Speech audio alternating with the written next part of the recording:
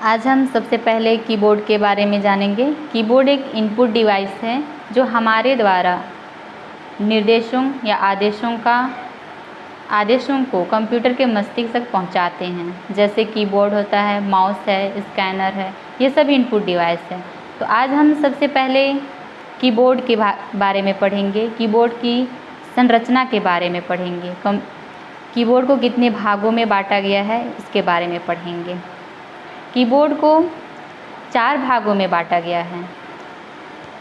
सबसे पहले alpha numeric की, यहाँ से यहाँ तक इसको कहा जाता है अल्फ़ा न्यूमेरिक की, जिसमें आता है आपका अंग्रेजी के वर्णमाला A से Z तक आते हैं।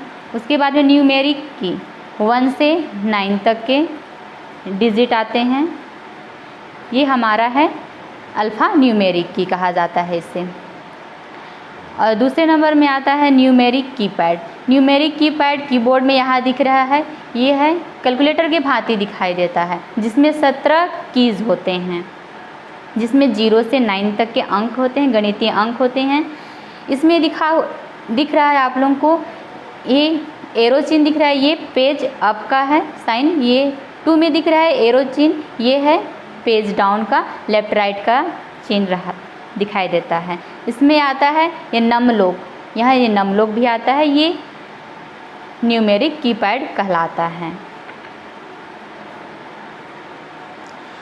अगला आता है स्पेशल की। स्पेशल की में आता है यहाँ से अल्ट कंट्रोल, उसके बाद में आता है शिफ्ट और कर्सर मूवमेंट की, ये वॉल्यूम, ये सभी आपका आता है स्पेशल की में आता है।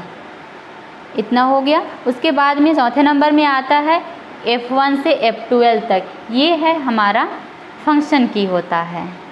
अब हम लोग इतना समझ में आ गया, ये होता है कंप्यूटर के ये होता है कीबोर्ड के भाग, 4 भाग होते हैं।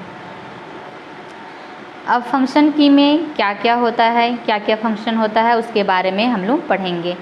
F1 का प्रयोग होता है मदद के लिए, या कोई पेज नहीं मिल रही है या कोई गलत पेज ओपन हो गया है तो हेल्प के लिए F1 की का प्रयोग करते हैं। F2 किसी फाइल या फोल्डर के नाम को बदला जा सकता है।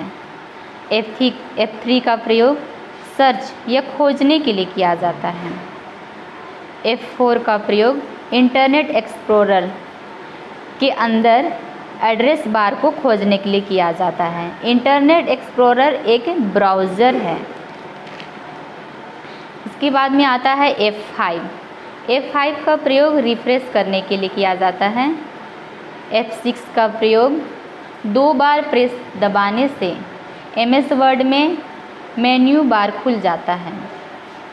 F7 का प्रयोग MS वर्ड में स्पेलिंग चेक करने के लिए किया जाता है।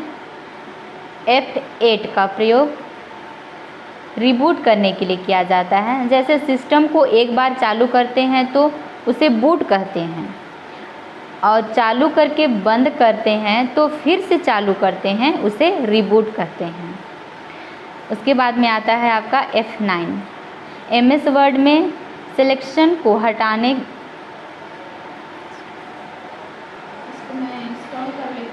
F9 का प्रयोग वर्ड डॉक्यूमेंट को रिफ्रेश करने के लिए किया जाता है, और आउटलुक में ईमेल भेजने और प्राप्त करने के लिए F9 का प्रयोग किया जाता है। और लैपटॉप की स्क्रीन की ब्राइटनेस को कम करने के लिए किया जाता है।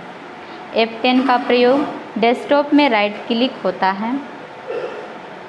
F11 का प्रयोग इंटरनेट एक्सप्लोरर में काम कर रहे हैं तो ये फुल स्क्रीन को दिखाता है। F12 का प्रयोग MS वर्ड में फाइल को सेव करने के लिए किया जाता है।